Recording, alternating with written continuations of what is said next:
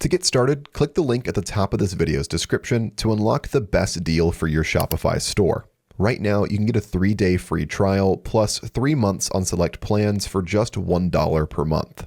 You can claim this here by entering your email address and then clicking on Start Free Trial.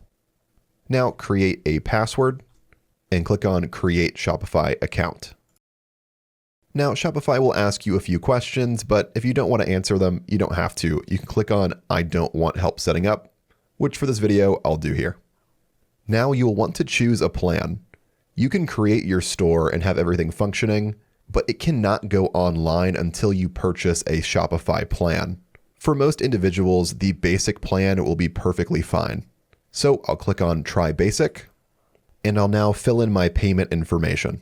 Once your payment information is filled in, click on Subscribe for $1. We have successfully subscribed to Shopify, and we can now share our business address.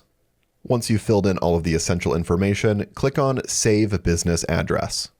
And if you don't want to do this yet, you can also click on Add Later.